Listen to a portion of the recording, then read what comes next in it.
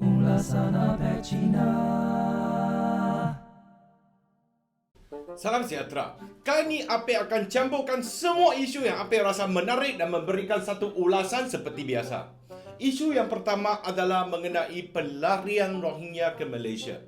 Sebagai seorang graduan undang-undang, Apek Cina memang menghormati hak asasi manusia.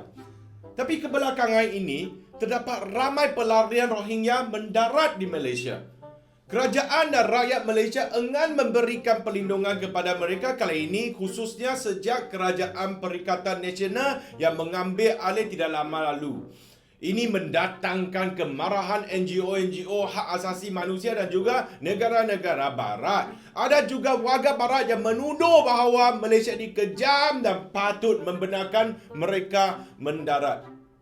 Apek punya marah. Nombor satu, Apek nak cakap negara-negara barat yang kononnya mengutamakan hak asasi manusia ini, dia double standard sangat.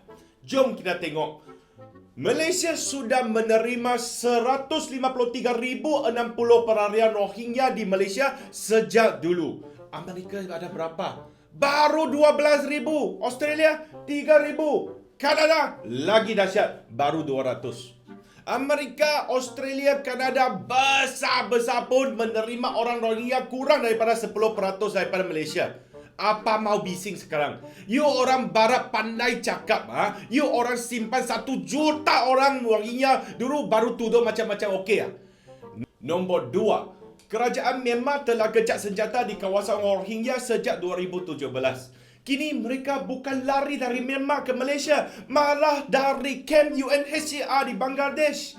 Dengar, bukan lari dari Myanmar, malah lari dari kamp UNHCR. Kenapa? Hanya ada satu jawapan, iaitu orang Malaysia melayan orang Rohingya lagi bagus daripada UNHCR, iaitu Kedutaan Pertubuhan Bangsa-Bangsa Bersatu untuk Pelarian.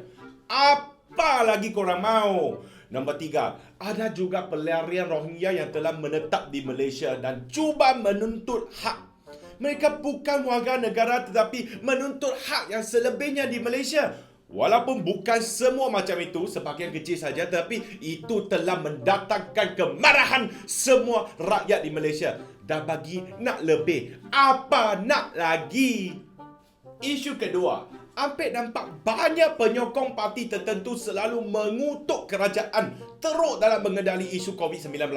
Sekarang, Apek nak buat satu pertandingan antara Malaysia dengan negara terkuat di dunia, iaitu Amerika Syarikat. Sampai hari ini, terdapat 2,681,811 kes di Amerika. Manakala hanya ada 8,627 kes di Malaysia sahaja. Mungkin anda nak kata, "Oi, Apek, Amerika ni besar sangat, populasi besar. Tentu ada kes yang lebih daripada Malaysia." Okey, Apek nak ambil purata populasi Malaysia dengan Amerika. Jumlah populasi di Amerika adalah 328 juta, manakala di Malaysia adalah 32 juta. So, Apek bahagi 10 daripada mereka untuk dapat purata Amerika dengan Malaysia.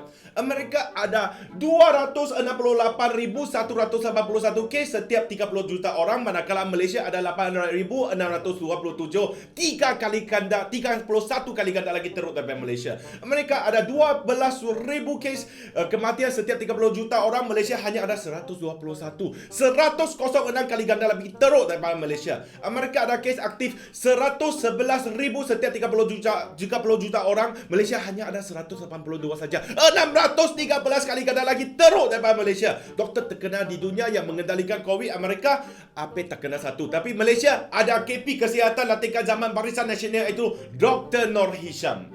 Rancangan Malaysia untuk membanteras COVID termasuk Perintah Kawalan Pergerakan Penjarakan Sosial memakai topeng pelindung. Tapi rancangan Amerika untuk membanteras COVID nak minta pakai topeng pelindungan, orang pun nak lawan kerajaan. Nak buat perintah kawalan, orang lagi nak protes. Demokrasi konon di Amerika. Kadang-kadang tak payah kita selalu memuja-mujakan negara barat seperti Amerika ataupun Eropah. Dalam bab COVID ni, Apek bangga dengan pencapaian Malaysia. Sampai Mat Salleh pun buat video dan posting untuk memuji Malaysia. Ini adalah hasil kerjasama dan jasa baik semua rakyat, kerajaan Malaysia, kaki tangan kerajaan, Barisan Hadapan, Tanya dan syabas. Nasib baik Kerajaan Perikatan Nasional sekarang kalau masih dalam Pakatan Harapan. So it's nothing to worry, it's nothing to be afraid of. Kalau affected pun probably just a little bit.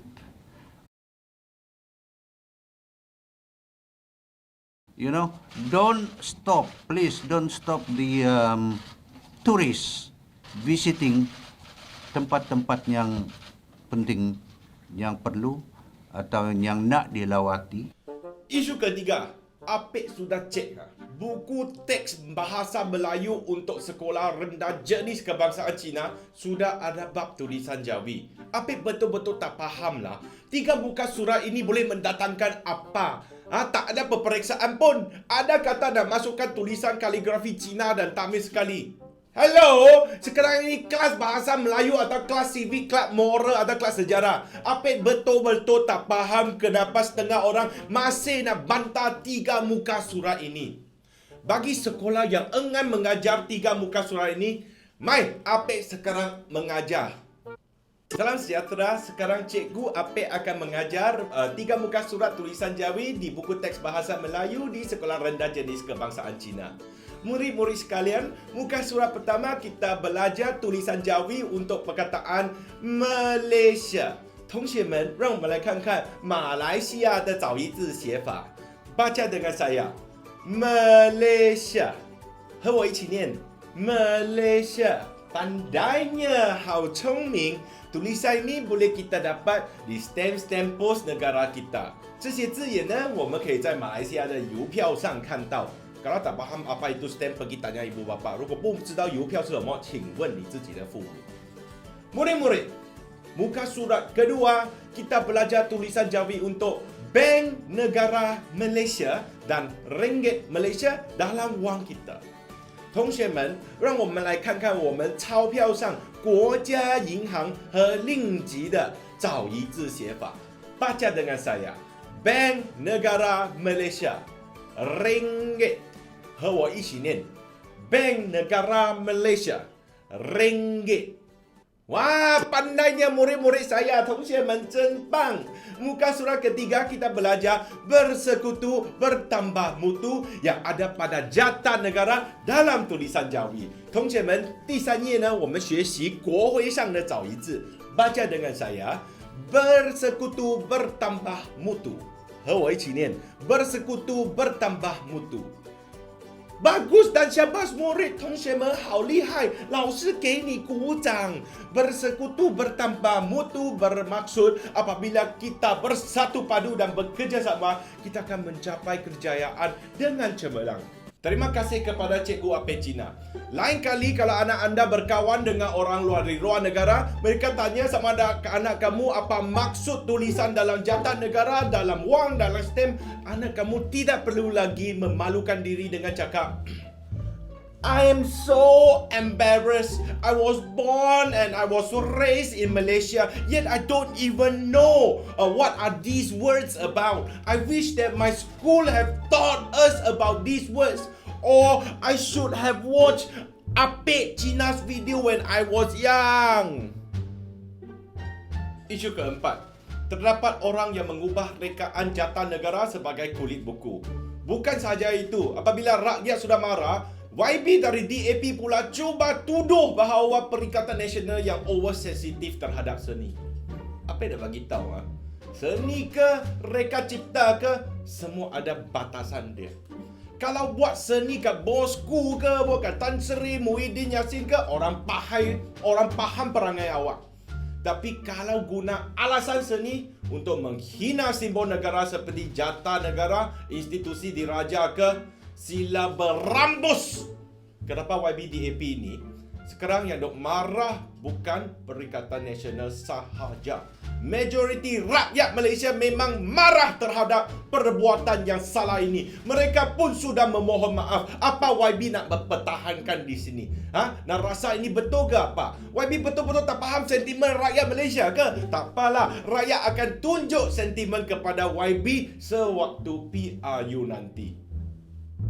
Isu kelima, Tun Dr. Mahathir bercakap bahawa orang Cina di bandar semuanya kaya raya. Tun, pertama sekali terdapat seorang pakar ekonomi yang berkata sebenarnya kebanyakan Cina ni dia berpendapatan rendah. Yang terlampau kaya itu telah meningkatkan purata kekayaan. Jurang pendapatan antara Cina kaya dengan Cina rendah pendapatan semakin meningkat. Oh, siapa pakar ekonomi itu? Nama beliau adalah Saudara Muhammad Abdul Khalid. Siapa Muhammad Abdul Khalid? Beliau adalah penasihat kepada Tun. Tun boleh cek dengan penasihat ekonomi dulu ya. Kedua, bukan semua orang Cina kaya. Apa tahu sebab apa Cina juga. Cina juga yang nak jaga muka lebih daripada semua benda. Kalau seorang Cina itu tak kaya, dia akan sembunyi-sembunyilah. Dia tidak bergaul ramai. Dia tak mahu orang lain ingat dia miskin dan pandang rendah terhadap dia. Sebab tu, bila kamu nampak banyak Cina yang kaya, yang show off tu, sebenarnya lagi ramai yang miskin. Cuma kita orang malu nak bagi tahu, malu nak tunjukkan bahawa kami tak kaya. Ada juga Cina miskin yang jaga muka. Dia pinjam kereta orang lain, dia naik Instagram. Dia pinjam handbag orang lain, dia naik Facebook. Satu dunia ingat dia kaya, sebenarnya dia tak kaya. Ketiga, Cina yang kaya perniagaan. Setiap satu orang yang sanggup ambil risiko kerja rajin pinjam duit untuk niaga, maka ada 3 lain yang gagal. Kamu takkan nampak yang gagal sebab mereka pinjam duit daripada bank ke along ke untuk buat niaga. Perniagaan itu gagal, dia pun pindah jauh-jauh untuk elak along dan bank. Ada juga yang lompat jambatan atau gantung diri.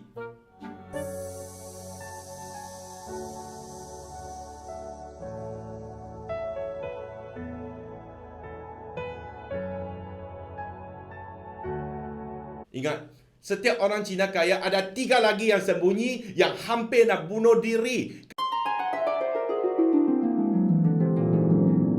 Okey, sampailah masa untuk belajar bahasa Cina. Hari ini, apa akan mengajar satu perkataan yang membawa maksud yang berlainan di negara Cina dan Malaysia. Perkataan itu adalah Lao Ma. Ikut apa baca? Lao Ma. Di Republik Rakyat Cina, Lao Ma membawa maksud kuda lama. Definisinya seorang yang berpengalaman. Tapi di Malaysia, Lao Ma membawa maksud Tun Dr. Mahathir. Kenapa? Kerana Ma itu Ma kepada Mahathir dan Lao itu sebab Tun sudah uzur. Okey, sampai sini saja. Terima kasih kerana menonton ulasan Apek Cina.